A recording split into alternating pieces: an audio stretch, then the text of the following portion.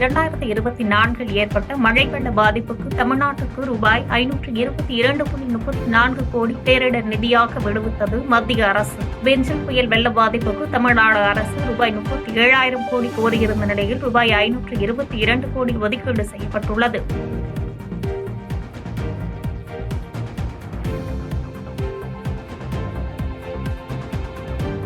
முதலமைச்சரின் தெளிந்த வழிகாட்டுதல்களால் தமிழ்நாட்டின் பொருளாதார வளர்ச்சி 9.69% உயர்ந்துள்ளதாக அமைச்சர் தங்கம் தென்னரசு கருத்து. முதலமைச்சரின் பல்வேறு முயற்சிகளின் காரணமாக மிகப்பெரிய வளர்ச்சி நமக்கு கிடைத்துள்ளது என பெருமிதம்.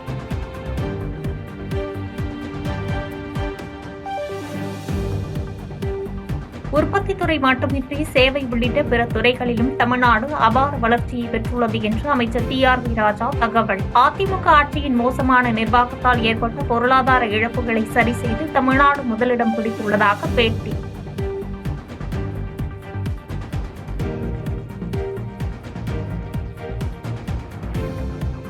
புதுச்சேரியில் போலியாக இயங்கி வந்த சைக்கிள் நிறுவனத்தில் அமலாக்கத்துறை அதிகாரிகள் சோதனை. பொதுமக்களிடம் பண மோசடியில் ஈடுபட்டதாக புகார் எழுந்த நிலையில் நடவடிக்கை.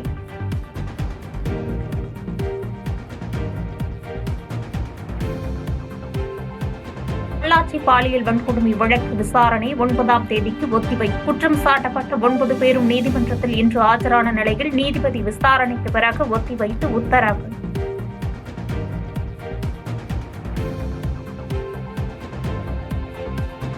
கரூர் சுக்காளியூர் பகுதியில் விபத்தில் சிக்கி மாநகராட்சி ஒப்பந்த ஊழியர் உயிரிழப்பு. இருசக்கர வாகனத்தில் நின்று கொண்டிருந்த சின்னசாமி என்பவர் மீது அதிவேகமாக வந்த லாரி மோதி சக்கரத்தில் சிக்கியவரை இழுத்து செல்லும் பரபரப்பு CCTV காட்சிகள்.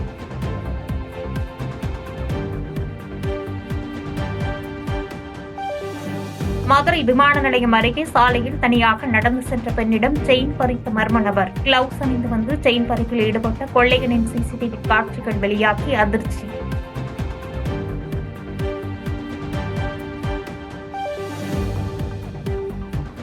செங்கல்பட்டு மாவட்டத்தில் 30 நிமிடங்களுக்கு மேலாக கொட்டி தீர்த்த கனமழை. சிங்கப்பெருமாள் கோவில், மறைமலை நகர், காட்டாங்குளத்தூர், கூடுவாஞ்சேரி மற்றும் அதனை சுற்றியுள்ள கிராமங்களில் பெய்த மழையால் சாலையில் பெருக்கெடுத்து ஓடிய மழை நீர்.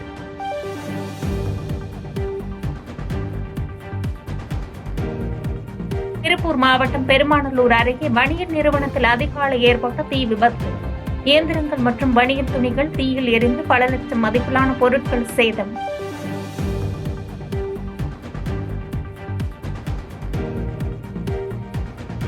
எதிர்க்கட்சிகளின் கருத்துக்களை கூட காதில் வாங்காமல் வக்பு மசோதா சட்டம் கொண்டு வந்தார்கள் என்று கனிமொழி MP குற்றச்சாட்டு.